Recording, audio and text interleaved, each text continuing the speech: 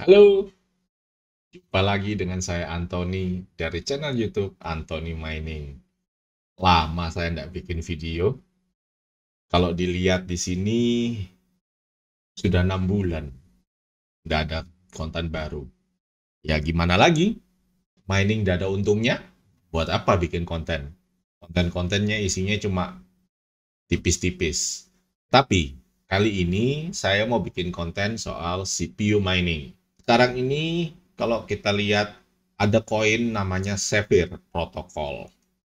Di CoinGecko harganya sudah $50. Ya, andai waktu itu kita bisa mining duluan ya bagus. Kita lihat harganya dari $2 sekarang sudah 50. Naik 25 kali. Wah, yang mining di awal-awal kenyang tuh. Asal tahan. Nah, yang belum mining kepingin ya ini, tonton videonya. Jadi sebelum mining saya mau bahas dulu soal sedikit seputar koin Sapphire. Dari koin Gecko ini kita bisa lihat market. Kalau kita klik market, ini ada daftar uh, pasar untuk jual beli koin Sapphire. Ada di Trade Ogre, Maxi, XGEX, Non KYC, dan Finance X. Ya mungkin nanti akan bertambah lagi. Jadi untuk pertanyaan nanti jual di mana? Ya pilih salah satu dari ini. Bisa Maxi juga bagus. Ini XGX ini juga agak naik daun. Tapi kalau kita lihat dari volume, ya semua banyak transaksi di Maxi. Oke, selanjutnya masih dari CoinGecko, ini ada info di kanan. Ini adalah sapphireprotocol.com. Ini adalah website resmi dari Sapphire. Kalau yang pengen lihat dia punya community, ya tinggal klik Twitter, Telegram, Discord, atau Medium. Sekarang saya masuk ke Sapphire Protocol website officialnya. Di sini saya cuma mencari walletnya. Tinggal scroll ke bawah. Ini ada daftar wallet yang kita bisa download. Karena saya pakai Windows, saya download yang ini, Windows GUI. Atau bisa juga klik wallet di atas ini, kelihatan? Nah, itu kalau kita klik, kita akan dibawa ke web wallet. Ini juga bisa pakai. Tapi saya pakainya yang Windows GUI. Jadi tinggal download. Untuk wallet, setelah download, setting-setting kayak masukkan password, pertama kali yang perlu dikerjakan yaitu kita klik di setting dulu, lalu bagian notes-nya ini kita klik, tinggal klik connect aja. Punya saya sudah connected, jadi ya sudah. Ini coba perlu diklik connect lalu tunggu. Nanti dia akan synchronize blockchain-nya ke komputer kita. Selanjutnya untuk menerima koin, tinggal klik di receive. Nah, ini ada alamat wallet Sapphire. Kita tinggal copy, ya udah sudah masuk ke memori. Nanti tinggal paste kalau kita mau untuk mining. Untuk mining di mana? Biasanya saya buka dari mining pool start. Nah, mining pool start tinggal ketik di sini apa namanya? Sapphire. Nah, buka Sapphire, ya sudah, kita sudah tahu, sudah kelihatan disodori dengan daftar pool yang ada. Kelihatan dia paling atas, Hero Miners. Oke, ikutan yang rame aja. Jadi, klik Hero Miners. Begitu klik Hero Miners, kita sampai ke halaman ini. Di halaman ini, kita cuma perlu lihat poolnya apa. Karena kita di Indonesia, ya pakai Singapura, mestinya lumayan bagus. Terus untuk softwarenya pakai apa? Softwarenya pakai Xmrig. Xmrig, tinggal Google aja Xmrig, lalu buka, ini diklik, nah, tinggal download. Ini ada Xmrig versi terbaru yang kita pakai. Tinggal klik, download, dan ekstrak. Saya sudah download dan saya sudah ekstrak.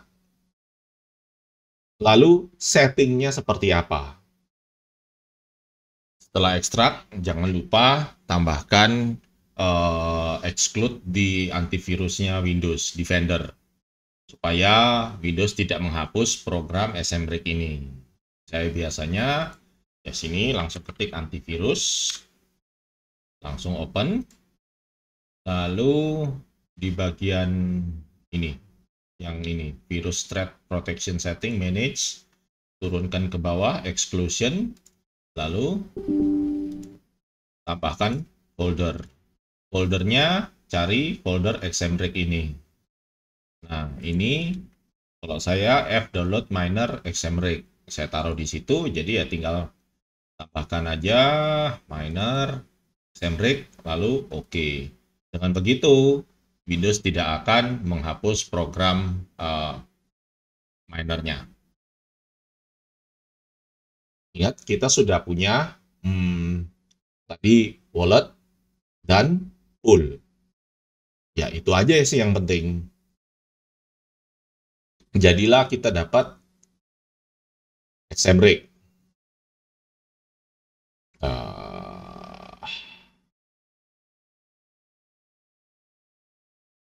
Nah, di sini Xmrig ada filenya sudah. Yang perlu dikerjakan itu adalah config JSON. Kalau saya copy ke, saya kerjakan, saya kontrol ini, kontrol C, copy, lalu paste. Saya buat JSON yang baru. Di contoh, saya kasih nama SEP. Dari SEP, kita tinggal klik kanan, edit. Nah, di sini tidak ada yang, di sini yang perlu kita ganti itu tidak terlalu banyak kok. Yaitu scroll aja ke bawah. Mana pool. Nah, ini. Di bagian pool, pastikan algonya RX0. Poolnya ini kita ganti dengan Hero Miners tadi. Mana? Ini Hero Miners Singapore Sapphire Hero Miners 1123. Ctrl C atau ini copy. Kita kembali ke sini, lalu klik kanan paste. Next, user. User itu adalah walletnya. Walletnya masuk di sini, kita copy. Lalu ini diganti. Punya saya ini sudah terganti sih, enggak apa-apa. Paste lagi, beres. Password itu adalah worker name. Ya, nama workernya yang dimana mau dikenali di pool. Terus lainnya ke bawah, tidak ada lagi yang perlu diatur.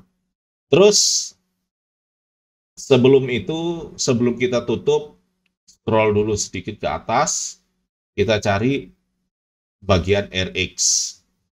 Karena ini adalah algonya random X. RX itu gunanya apa sih? Di sini saya tunjukkan dulu task manager. Nah, di sini saya pakai Ryzen 9 5900 dengan ini 12 core dan 24 thread. Kita mau diatur supaya jumlah thread-nya ini sama dengan jumlah thread yang kita punya. Atau ada orang yang mau membatasi supaya CPU-nya tidak terlalu berat, ya tinggal matikan aja. Contoh saya perlu, oke, core 0 saya tidak perlu pakai, ya saya buang aja. Dengan begini, miner akan pakai 23 thread saja dengan thread 0 yang tidak terpakai. Tapi ya saya mau pakai semua. Jadi seperti ini penulisannya. Setelah itu ya tinggal save. Selanjutnya kita buat batch file untuk mining. Oh ya, sebelum mulai, ya ingat SMRig ini minta diklik kanan, property, compatibility, lalu dicek run this program as administrator supaya dia bisa jalan dengan sempurna. Nah, selanjutnya kita buat batch file. Batch filenya simple aja. Contoh, saya pilih mining sep.bat.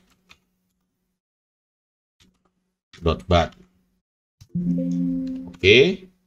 Lalu klik kanan, edit. Nah, di sini tinggal kita panggil mana tadi? Kecilin dikit. Nah, kita tinggal panggil smrig, xmrig.exe minc step.json. Sudah. Perintahnya cuma ini aja kok, simple. Lalu save dan sudah. Ini setting minernya sudah beres. Selanjutnya, ya langsung kita jalankan aja. Double klik, jalan. Nah, di sini perlu perhatikan huge page-nya ini mesti granted. Lalu ada tulisannya register value for Ryzen 19H. Dengan dua ini, harusnya speed-nya bisa maksimum. Sekarang ini komputer yang saya pakai ini kan saya pakai sambil recording, jadi ya wajar aja kalau speednya tidak tinggi. Kita bisa lihat di sini saya jalankan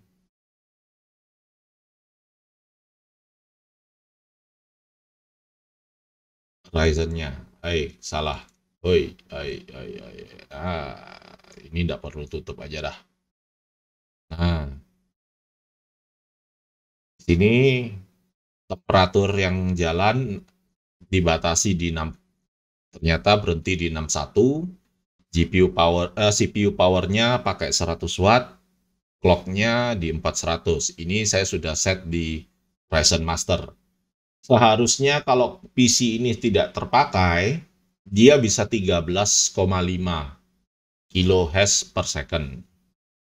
Tapi karena sambil dipakai, sambil recording, ya seperti inilah bentuknya. Oke, tutup dulu aja.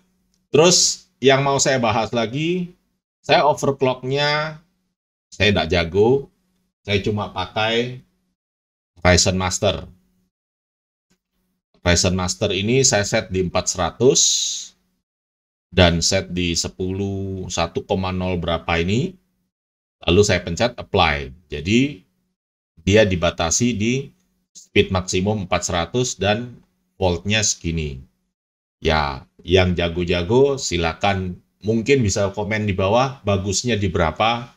Saya juga kurang paham. Yang penting bagi saya speed segitu dan listrik 100 watt dan temperatur 60, ya saya puas. Nah, tadi saya ada bahas soal huge page. Huge page itu kalau kita baca di XMRig, dokumentasi XMRig, itu pengaktifannya ada dua cara. Yang paling gampang, jangan lupa set as administrator, lalu jalankan minernya, habis itu ditutup, di reboot. Seharusnya pada saat setelah reboot, huge page itu sudah nyala. Lalu satunya lagi yang tadi set Ryzen itu seharusnya otomatis. Tidak perlu kita utik-utik, harusnya otomatis. Karena kalau mau disetting manual, saya juga tidak tahu. Oke, selanjutnya profitability-nya bagaimana sih? Profit nggak sih? Nah, untuk profit saya selalu lihat di hashrate.no. Karena kita pakai CPU, jangan lupa klik di bagian CPU. Di sini ada tulisan, ada daftar prosesor apa saja, yang dipakai mining apa, dapat revenue-nya berapa, artinya total pendapatannya berapa, profit-nya berapa, artinya itu kan setelah dipotong listrik. Ya, menurut data dari hasrate.no itu. Nah, contoh kalau kita scroll ke bawah, ya i7 Gen 2, kalau ditanya profit, ya masih profit, tapi ya memang tipis, 0,3. 0,3 dolar itulah goceng sehari. Ya, tapi kan mining kan hobi, ya kan? Sip. Nah, di sini saya buka punya saya kan Ryzen 9. Mana Ryzen 9 ini di atas dengan 5900X. Ini di sini kalau kita klik data hasrate.no itu menyatakan bahwa speednya itu dia dapat di 9400, tapi kan punya saya berbeda. Jadi kalau memang mau ya mending langsung dicoba, kan lebih enak. Ya kan? Langsung masukkan aja. Jadi kita bisa langsung coba dapat hash-nya berapa, watt-nya berapa. Nanti kita bisa hitung sendiri profit-nya berapa. Tapi kalau mau pakai database-nya ya seperti ini. Jadi profit-nya katanya 2,46 dolar satu hari. Ya, lumayan. 30.000. Nah, untuk kalkulator saya biasanya pakai punyanya YouTuber lain. Nah, untuk hitung profit, saya pakai website dari Rabbit Mining, CPU Mining Calculator. Di sini presetnya memang tidak banyak, tapi kalau kita sudah mulai mencoba untuk mining, ya kan kita sudah kelihatan hash rate-nya berapa. Kayak punya saya, bisa 13.500, lalu anggaplah jalannya di 100 watt. Tinggal masukkan cost-nya, lalu klik calculate. Dengan seperti itu, ternyata ya bisa 3 dolar sehari, 3,5 dolar sehari. Ya lumayan, 3,5 ya sudah hampir 50.000 kayaknya ya. 3,5 USD itu IDR.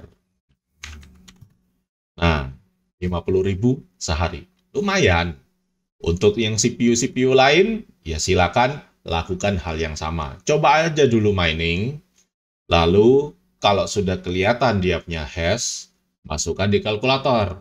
Setelah itu baru putuskan apakah mau dilanjut atau tidak. Jangan dibalik, tanya dulu ini profit atau tidak. Ya, kalau ada yang baik mau menjawab, silakan. Kalau saya lebih suka, saya lebih menganjurkan untuk coba dulu. Lalu hitung. Lalu hasil miningnya kita lihatnya di mana? Kita buka kembali ke websitenya Hero Miners, scroll ke bawah. Di sini ada lookup. Lookup itu kita masukkan wallet, lalu kita scroll ke bawah. Nah, di sini kelihatan saya kemarin saya posisi Ryzen 9 berhenti mining ya karena untuk dipakai untuk apa? Rekam video. Ini ada Ryzen 7. Speednya rata-rata cuma di 8. Ya mungkin ini masalah punya saya di memorinya. Memori clock memorinya rendah, cuma jalan di 2600. Nanti kapan-kapan ganti yang kencang. Dan saya juga coba mining pakai handphone. Ini ada hash accepted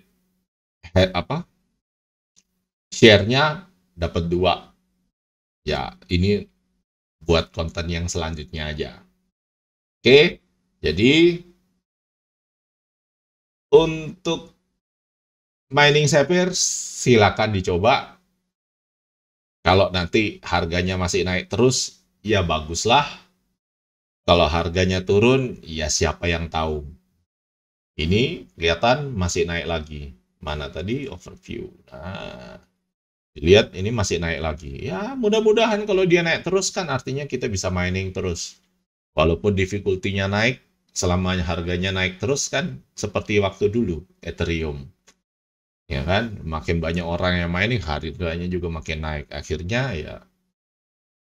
ya bisa ada profit. Nah, untuk CPU yang bisa profit, rata-rata memang Ryzen. Kalau dari atas kita lihat itu AMD semua. Rata-rata AMD, Intel itu sedikit-sedikit baru muncul. Dan yang kalau di bawah ya Intel semua, soalnya ya AMD kan di atas. Tapi ya kalau memang dicoba, silakan dicoba. Mestinya i7 yang ini, ya nggak tahu. Mungkin jangan percaya langsung data ini, data hash rate dan powernya. Coba aja sendiri. Setting dengan baik, siapa tahu berbeda. Kan kita juga tidak tahu dia pakai memori seperti apa, terus dia punya setting seperti apa, dan lain-lain. Siapa tahu hash-nya yang kita dapatkan lebih tinggi. i7 700 masa cuma 790. Kemarin saya coba pakai Samsung S9 aja dapat 500 hash. Ih, sedih. Coba aja, kalau punya Intel, silakan dicoba. Oke, sekian dulu.